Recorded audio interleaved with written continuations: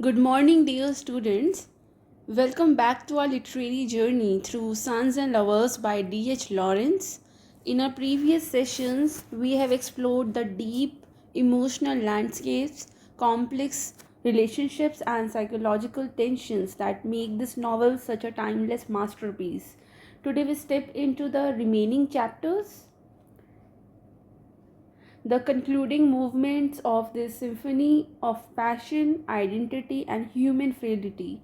This is where Lawrence's prose turns even more intense, where love becomes both salvation and burden, and where the choices of the characters echo the struggles of the entire generation. As we move through these final chapters, we will witness not just the unfolding of events but the culmination of all the undercurrents, love, loss, repression, freedom that have been shaped Paul Morel's life. So keep your mind sharp and your hearts open, because today's class will bring us to the emotional and thematic core of Lawrence's vision. Let's immerse ourselves fully, understand every nuance, and see how this remarkable narrative finds its resolution. And if you find this lecture helpful, then please don't forget to like and share the video and subscribe to the channel. So let's begin the class. So, chapter 11, the test on Miriam. So, in the springtime, the emotional madness and battle between Paul and Miriam returns. Paul knows he must confront his unrest, the deep bond yet unresolved tension between them, but he hesitates. So, let's discuss this chapter 11. So, this chapter 11, the test on Miriam, contains an inner conflict which is about desire versus virginity. So, Paul endlessly debates whether he truly desires marriage with Miriam. He illuminates the psychological barrier affecting both of them. There is a line. There are some lines. A fear. He fears his own strength, his desire for physical intimacy, and yet his virginity, like a strong force, keeps holding them apart. Especially with Miriam. So this is not sexual avoidance, but a battle between longing and purity, deeply ingrained through emotional conditioning and respect for feminine sanctity, which is rooted in the memory of their mothers, right? So, and the second point we can discuss in this chapter is sacrifice of love. So Paul and Miriam attempt intimacy. So, and Paul reflects becoming physical with her felt like an injustice. Her spiritual devotion made it feel sacrificial. So Paul carries tenderness for Miriam, yet feels ill-equipped, torn between emotional gratitude and the sting of failure when he can't bridge the gap physically or emotionally, right? So, a day at the cottage. At Miriam's grandmother's cottage, they share a day of domestic intimacy, like cooking, walking, even making love. Still, Miriam's soul remains apart. She touches with willingness but also with distance. Paul feels transformed here. He said to himself that I was no longer a youth. Yet he is haunted by a sense of failure and mortality, as if this consummation marks a metaphysical threshold between life and death, right? So after this night, the spiritual intimacy fades. Paul finds himself distancing emotionally, spending more time with friends and Clara. Miriam sensed it, remarking, she asked to Paul directly, "What about Clara?" So after this, they had a breakup. So Paul resolves that he doesn't want to marry. He said, "I don't love her." When he tells Miriam, she replies with hurt dignity, noting she expected as much. Their relationship ends in mutual sorrow, tinged with betrayal. So Paul returns to his home and reports a breakup to his mother, Mrs. Morel, who supports his choice quietly. Their emotional divide grows deeper. Paul himself is numb and burdened by guilt and sorrow, right? In short, I can say that by this point in the novel, Paul Morel's relationship with Miriam Levers has been simmering for years. Miriam's deep, almost spiritual love for Paul is matched by her intellectual companionship, but Paul has long felt suffocated by her intensity and her inability to connect with him physically. The tensions between emotional and spiritual and sexual love have been building up, and in this chapter they reach a crucial test. This chapter contains Paul's frustration grows. So Paul has been feeling increasingly trapped in his relationship with Miriam. She loves him with a quiet devotion, yet he finds her love overly self-sacrificial and too centered on an almost religious ideal of purity. So Paul begins to feel that their relationship can't go forward unless they share a physical intimacy. So in his mind, sexual union becomes the test. So this test is a symbol of sexual intimacy, sexual union. And if they can connect physically, perhaps the love will survive, and if not, he will know it is doomed. So this test, uh, the test here, this Paul confronts Miriam about this tension. He tells her awkwardly and with much hesitation, then he wants a more complete and physical relationship. Miriam, who has been, raised with strict moral and religious values, is deeply conflicted. She fears that physical intimacy might degrade her spiritual love, their spiritual love, and she also suspects that Paul's feelings are divided with his mother's influence, which is looming in the background.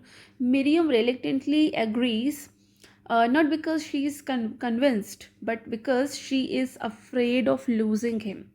So, when the two finally attempt physical intimacy, it is awkward and unfulfilling for both. Paul feels after getting intimate, he feels frustrated, while Miriam experiences a sense of guilt because उसके लिए तो ये वैसे भी बहुत ही sinful था इस तरह का कुछ करना, और उसने कर लिया तो बहुत गिल्ट में भर गई वो तो, एंड इमोशनली डिटैचमेंट भी हो गई उसको पॉल से. So this experience does not bridge the gap between them, rather it highlights their incompatibility. Paul realizes that Miriam's love is spiritual, idealistic, and almost disembodied, while his own desires seek a more grounded, sensual connection.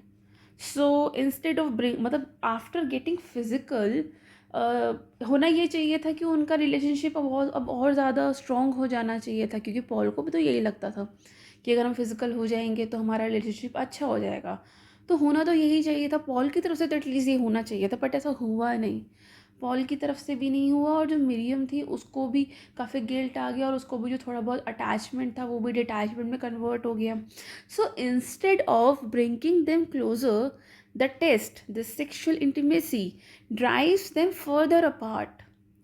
और ज़्यादा problem हो गई इनके relationship में. So Paul begins to see their relationship as impossible.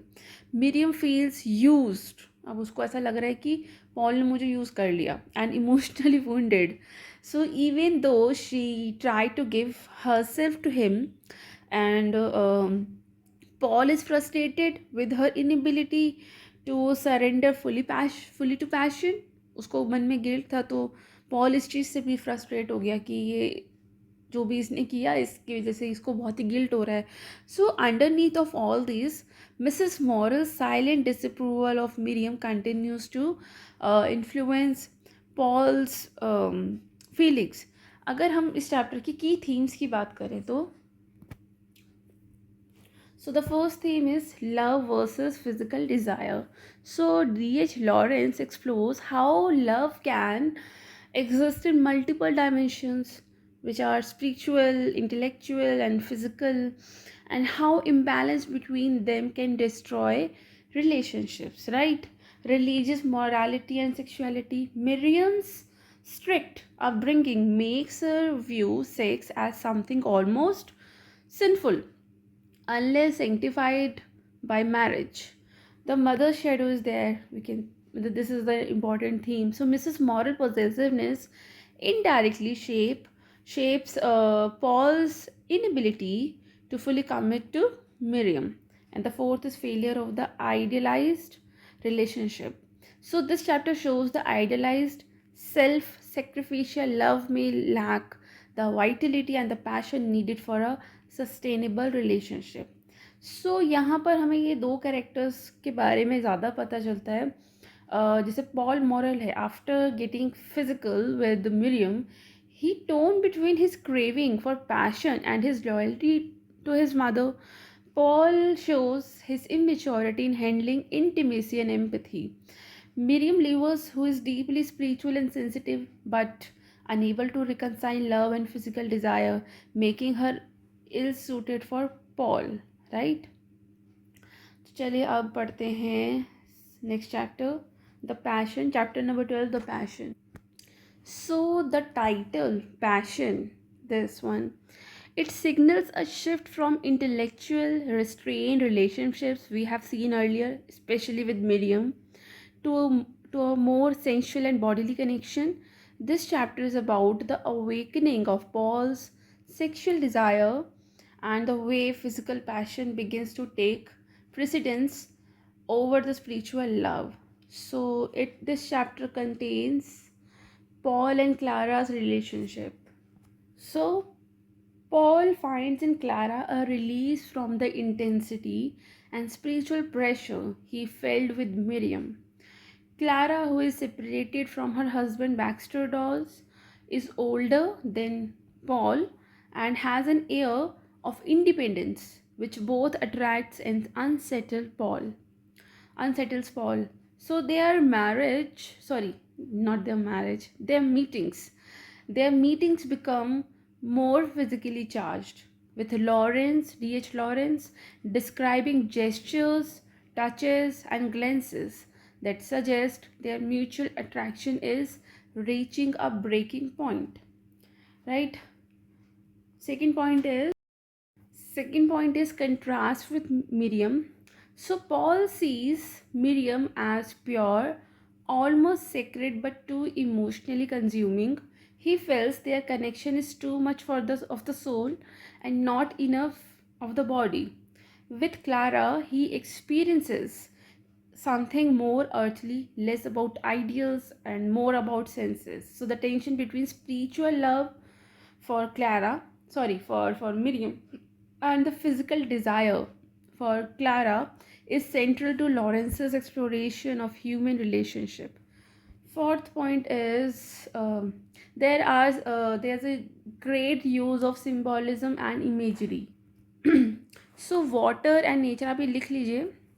Water and nature, they are imagery in this chapter and often mirrors the flow and force of passion between Paul and Clara. Lawrence uses color imagery, especially tones like red, gold, to reflect Clara's allure and the heat of the attraction. The industrial setting still looms in the background, suggesting that their relationship is not in some idyllic world, but within the constraints of class, work, and social convention.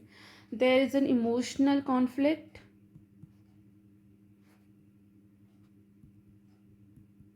So Paul is not entirely free. His bond with his mother, Gertrude Morel, still shapes his relationships, even in the moments of attraction to Clara. The maternal influence hovers over him, he subtly undermining his ability to give himself fully. Clara herself is conflicted. We can see in this chapter why she enjoys Paul's company. There is a guardedness because her unresolved feelings about her marriage, right? And this chapter is very pivotal because it marks Paul's real step towards a and passionate physical connection with woman. It deepens the novel's theme of duality of love, body versus soul, passion versus purity. So these are two themes in this chapter, and it shows Lawrence's belief that complete love needs both spiritual and physical fulfillment, right? चलिए अब chapter 13 discuss करते हैं. Chapter 13 is Baxter Dawes. Um, Paul, fresh from a social evening at the theater with Clara, finds himself at the Punch Bout pub. It's here that fate brings him face to face with Baxter Dawes, Clara's estranged husband. The encounter is loaded with tension, right? So, um, yes, Baxter Dawes has not been doing well emotionally or financially. His pride wounded by her departure, his wife's departure, and personal failures. So let's discuss the chapter in deep. So, a meeting fueled by underlying tension. So Paul, in an attempt of civility or perhaps to ease the tension, he offers him a drink. Paul offers Baxter a drink, but he declines. Dawes declines contemptuously and he insults Paul's theater outing. The barren glare from the older men underlines Paul's outsider status, intellectual but out of sync with working class crowd. There's a conflict, it interrupts the wrong words lead to a dramatic moments.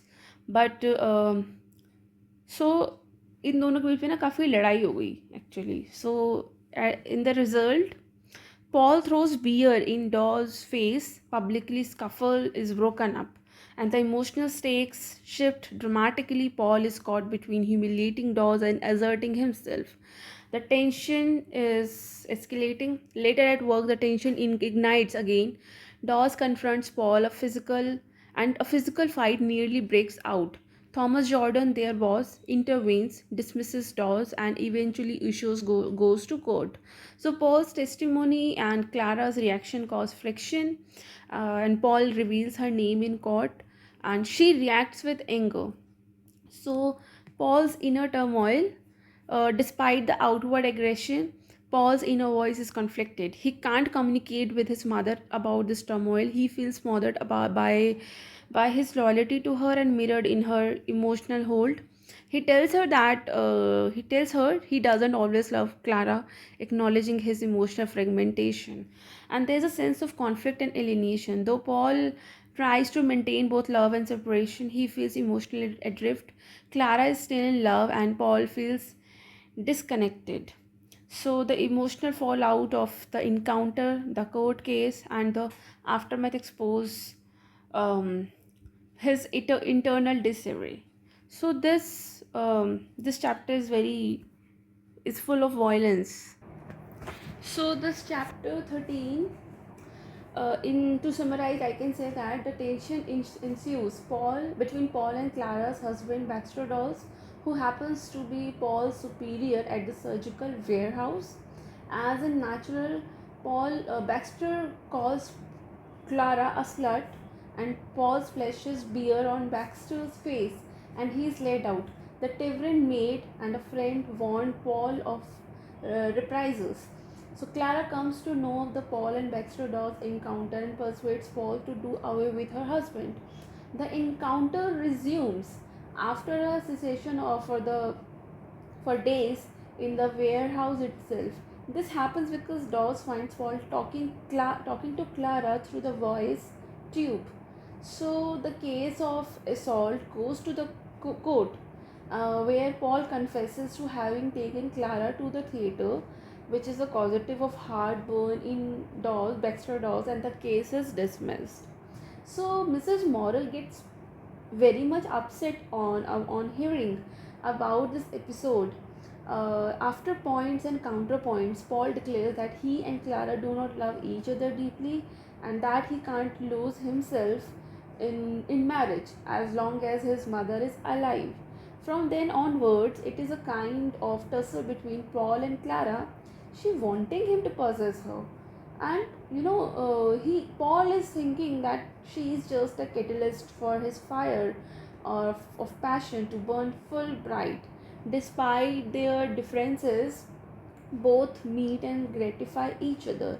At one point, Clara declares that she can't divorce Baxter Dawes, and she develops an inkling that even if circumstances turn favorable to her marriage with Paul, so he would not stick to her, for she has understood his tendency to move away.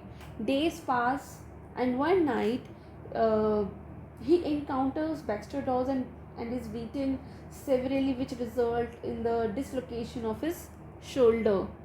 So in the meanwhile, Paul goes to meet his friend Newton in Blackpool, and Gertrude goes to Annie's house. Her daughters, चलो इसका discussion हुआ बड़े time बाद.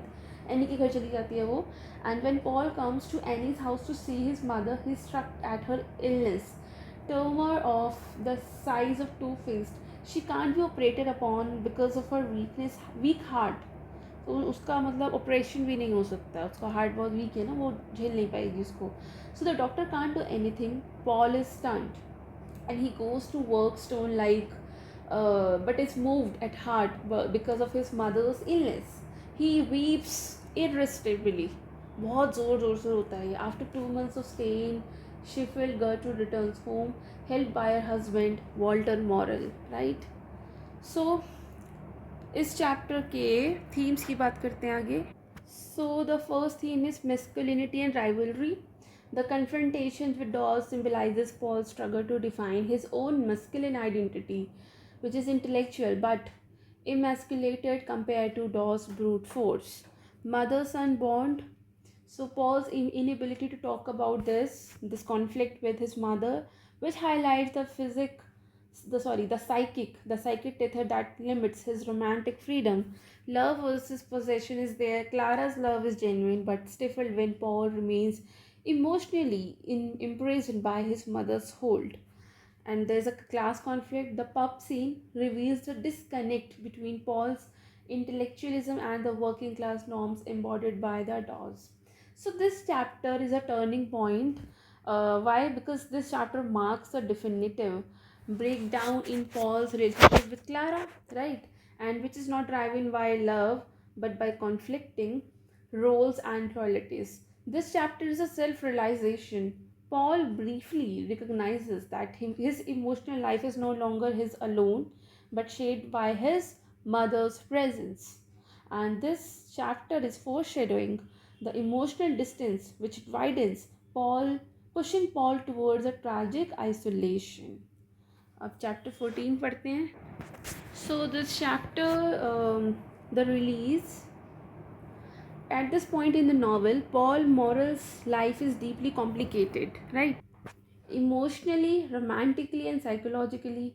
His mother, Mrs. Morel, is gravely ill due to cancer, and Paul's emotional attachment to her is still the central anchor of his life. Paul's relationship with Miriam has cooled. He admires her spirituality and intellectual but feels physically dissatisfied. His attraction to Clara Dawes is stronger physically but lacks the spiritual connection he once had with Miriam. So let's discuss the key events of chapter 14.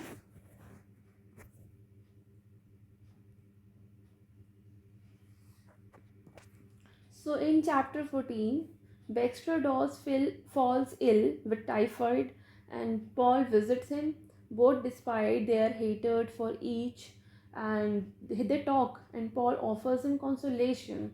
Baxter in turn asks Paul about his mother's ailment. At this, Paul wells up with emotions. Paul tells Clara about her husband's illness, which drives her to see him, for she believes that Baxter loves her more than Paul. At home, Mrs. Morel's health deteriorates and she feels excruciating pain, which she tries in vain to conceal. She relaxes in the garden where once sunflowers bloomed. Now some flowers are She is seeing some flowers, and Paul, who sees his mother writhing in pain, sobs and weeps with no control. Clara has begun to feel allergic about Paul because उसको लग रहा है ना उसका husband उसको ज़्यादा प्यार करता है और उसका हस्बैंड बीमार भी है, तो उसको अपने हस्बैंड की तरफ ज़्यादा अब उसे झुकाव फील हो रहा है। तो पॉल से तो कहीं ना कहीं उसको जब अपने हस्बैंड से उसको अटैचमेंट होगा तो इट्स ऑब्वियस कि उसका पॉल से डिटैचमेंट होना तो मतलब बहुत ही नेचुरल सी चीज़ है, right. So Paul's obsession with his ailing mother increasing day by day, and Clara in the meanwhile begins to shun Paul. Blank desertion begins to descend on him. His friends and Clara desert him at this critical hour. He seeks refuge in Miriam. Though she pats him, she wants to be away from him. Uh, but as his mother's worsens, Paul's agony knows no bounds. His sister Annie is there at home to look after their mother. Paul even talks of administering an overdose of morphia to hasten their mother's end. This this he does while giving her milk. Paul then falls asleep but is hurriedly awakened by Annie. Both notice their mother snoring horribly. The night passes and Morel prepares for work. Paul tells him to go, assuring him that nothing would happen to his mother. But at 11 a.m. in the morning, Gertrude Morel breathes her last. Walter Morel gets information and he proceeds to see his wife, now departed. Paul, weighted with emotions, embraces her. So it is storm and rain outside. Paul arranges for the funeral and Mrs. Morel is buried. Walter Morel, who has appeared careless now, begins to tell Paul of his dreams about his wife and weeps. Paul's friend deserted and Clara is off from him. Clara and Dawes joins as husband and wife. So here is a list of key events of this chapter, like Mrs. Morel illness. Her health deteriorates rapidly. Paul feels torn between wanting to keep her alive and wanting to relieve from her sufferings. That is why he gave morphine to her, and he visits her daily. Paul visits her to his mother daily, taking on responsibility. But the pain of watching her fade affects him deeply. Paul meets Miriam.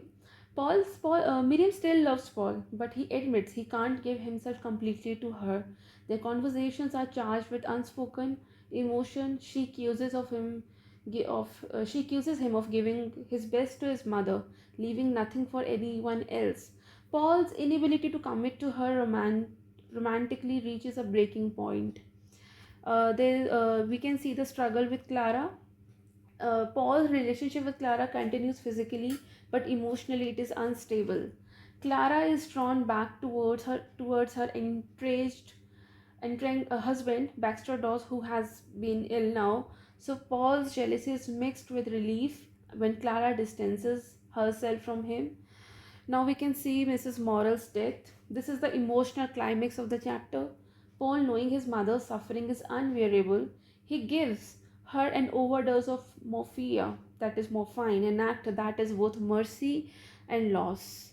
उसको पता था कि ये ऐसा करने से इसकी mother तो इससे दूर हो जाएगी, लेकिन हाँ उनको उनके साथ उनकी परेशानियाँ थी बीमारी की वजह से, उससे उनको छुटकारा मिल जाएगा। ऐसा ही होता है जब हमारा कोई अपना बहुत दर्द में होता है, उसकी एज बहुत हो गई होती है या उसको बहुत बड़ी बीमारी होती है, तो हमें ये दुख तो हमारे मन में होता है कि वो जब इंसान चला जाएगा तो हमसे दूर हो जाएगा, हम उसे लाइफ में फिर कभी नहीं मिल पाएंगे, ये चीज़ तो हमारे मन में होती है।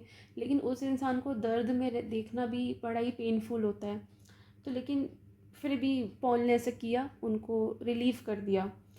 सो उस और उनकी जो डेथ हुई मिसेस मॉडल की, it leaves Paul feeling empty, as if the center of his emotional world has collapsed now. So themes की अगर हम बात करें इस चैप्टर में, so there is Oedipal attachment. Paul's bond with his mother still overshadows his romantic life.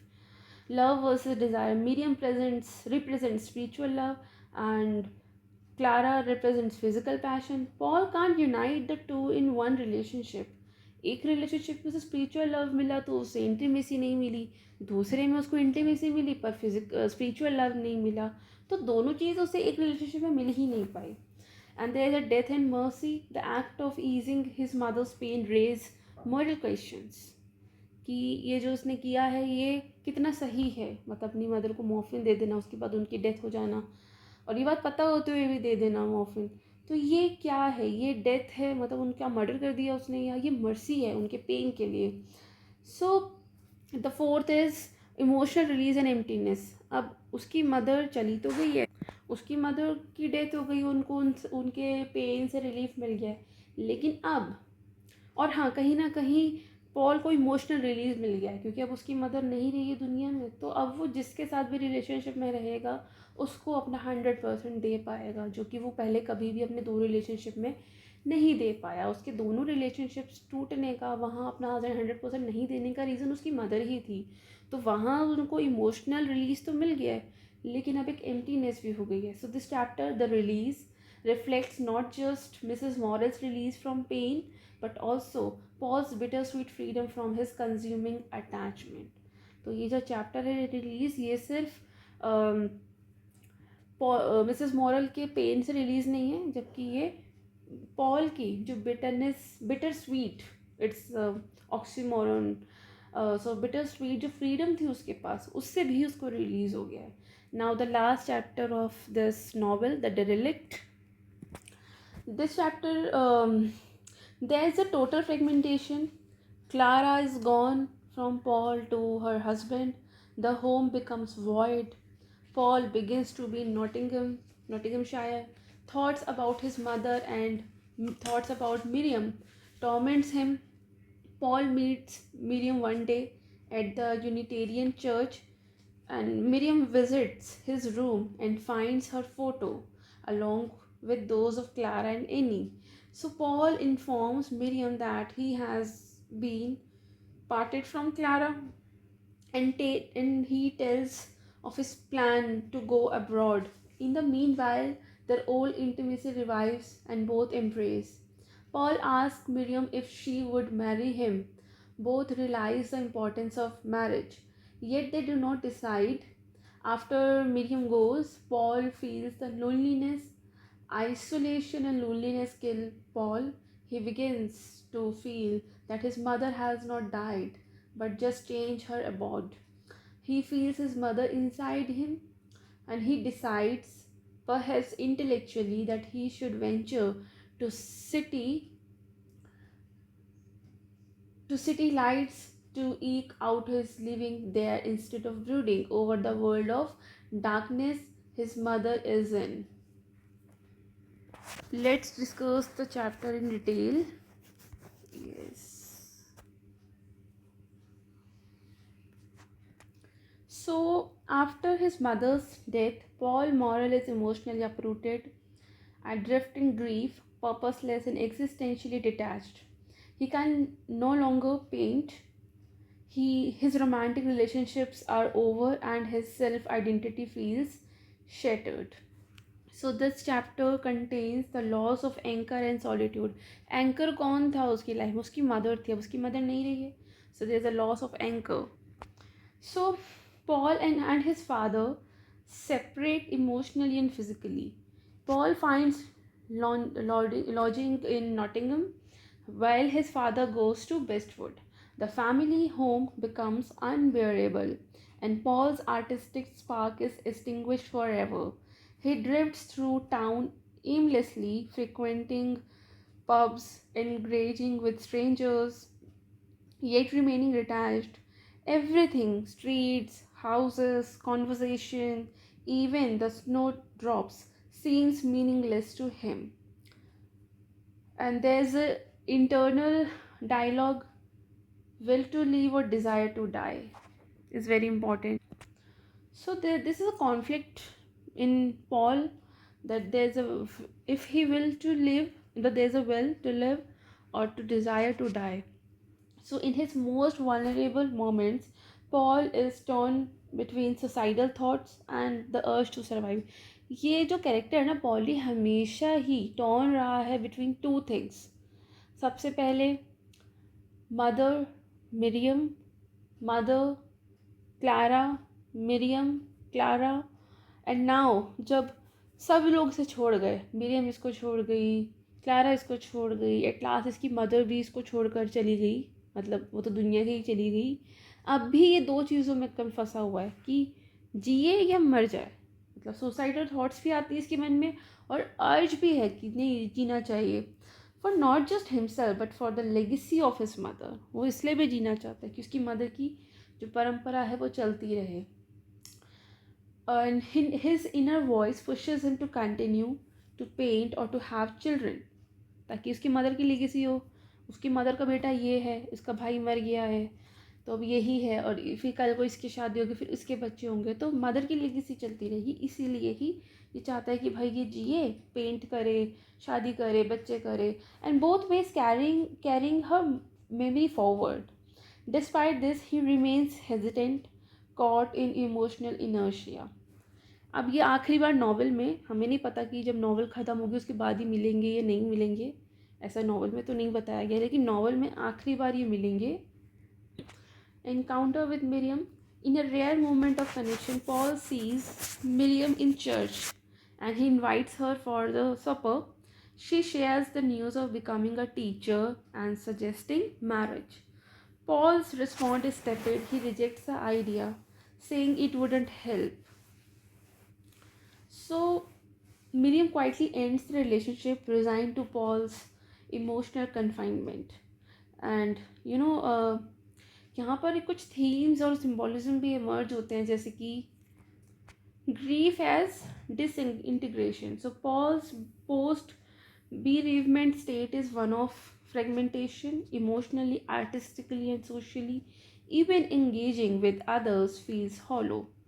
There's search for meaning. The fleeting moment with Miriam briefly lifts his emotional fog, yet highlights the impossibility of fulfillment without genuine release. They're a symbol of stillness. So, the heavy darkness, stationary mice, and the silent fire, his room symbolize Paul's submersion into status, grief, and isolation. यहाँ पर दो characters के बारे में हम बात करेंगे. The first one is Paul moral. He is crippled by sorrow, identity loss. He vacillates between giving up or honoring his mother legacy, yet finds no path forward. Miriam जो है, she embodies hope and compassion one final time, but sees the futility of her love in the face of Paul's unchanging emotional center, that is his mother's memory. अभी भी उसको Paul के चेहरे पर उसकी mother ही दिख रही है. सो यहाँ पर हमें कुछ चीज़ें देखने को मिलती है, जैसे कि इमोशनल वॉइड है यहाँ पर. Paul is emotionally डेरेलिक्ट.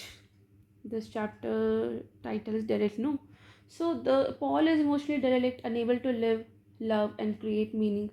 There is memory and survival, his urge to carry on his mother's sake battles with his desire to die. Miriam भी मिरियम का भी यहाँ पर पर्सपेक्टिव देखने को मिलता है कि हर gentle offer of marriage and his refusal marks the final collapse of romance. So there is a symbolic landscape. The stillness of snowdrop, mice, and fire reinforces Paul's emotional numbness. So this chapter 15, Derelict, is the emotional nadir of novel. It embodies Paul's collapse in the absence of his mother, the core of his identity. Yet even in despair, fragments of his will to live persist, hinting at possible, albeit distance and renewal.